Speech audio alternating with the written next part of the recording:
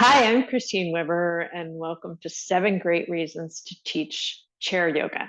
This is reason number 3, which is chronic pain. So, chronic pain affects 1.5 billion people worldwide, which is actually more than cancer, stroke, heart disease, and diabetes combined.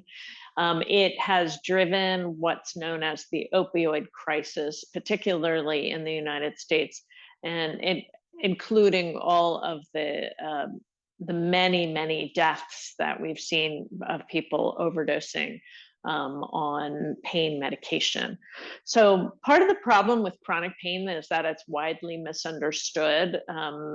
Chronic pain and acute pain get conflated all the time. Like if you fall and you break your arm and you're in pain and you go to the doctor, they'll give you a cast and they might give you some prescription for some kind of an opioid to help you with the pain in the acute phase. And that's actually what those medications were developed for.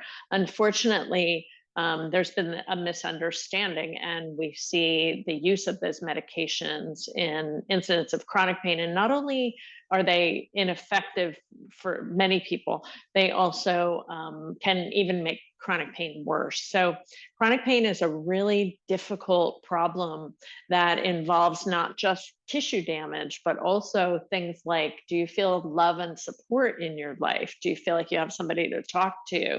Do you have resources to try different things like acupuncture?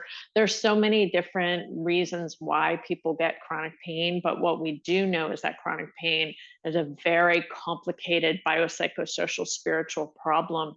It's not just about tissue damage. So one of the reasons that chair yoga is so helpful for folks with chronic pain is because it can teach them that there's a way to get out of pain. It helps to reduce the stress response. And what we know is that stress and the stress response kind of cycles and creates deeper and deeper levels of pain. So unwinding the stress response is a really important objective.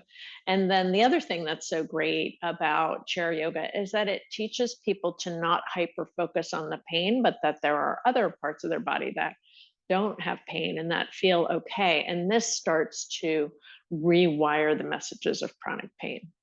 In fact, Catherine Bushnell, who is one of the leading researchers at the National Institute for Health on aging as well as pain, has said that practicing yoga has the opposite effect on the brain, as does chronic pain. This is really inspiring to me to see that there's an acknowledgement from the scientific and the medical community of the benefits of yoga for chronic pain. In fact, out of all the research we have for yoga, and there have been thousands of studies, the strongest, the most robust evidence is yoga for helping to diminish the experience of chronic pain. So that's one reason I hope you will consider studying more about the brain, studying more about how yoga affects the brain, and teaching chair yoga. Here's a practice I would love to show you today that I think is appropriate for many people who are struggling with chronic pain. It's called the Pawan Mukta Asana, and it's an opportunity, and that means the joint relieving exercises. So they're just kind of simple, actually. They're simple joint rotations, and we're just going to do ones for the wrists and hands. What I love about these simple movements is that they really lend themselves to interoceptive awareness, just kind of noticing how things feel. And you can start by just allowing the wrists to go into flexion and then into extension. So just kind of gently noticing. And you can bring something into this, like a visualization.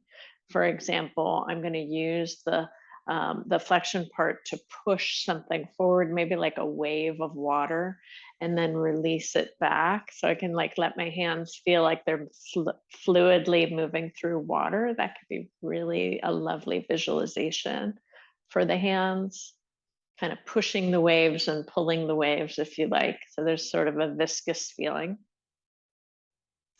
And then that's only one of the directions that the hands and wrist movement. Now, of course, there's many other ways to do this movement. So another one after doing the pushing the waves is to just make some circles.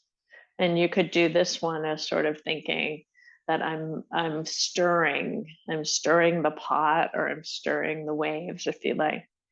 And again, just giving a little visualization to it can bring some fun. And there's so many different ways you could do that. Make sure you go the opposite direction. So this kind of simple movement, it may not be possible for somebody who's got acute pain or very painful arthritis in the wrists. That the other potential is to let the hands come down to the lap and just sort of visualize the movement, which fires very similar motor neurons. Even if you're just kind of visualizing it or moving very slowly. You can always do opposite, which is nice. We talked about that before because that gives you bilateral stimulation, and that's good for the brain. So you can always do opposite stuff. And there's so many other ways to work with these practices. Please check out the link below for my chair yoga for brain health training, which is starting in September. We have a great discount on it through August 20th, and I would love you to be there for it.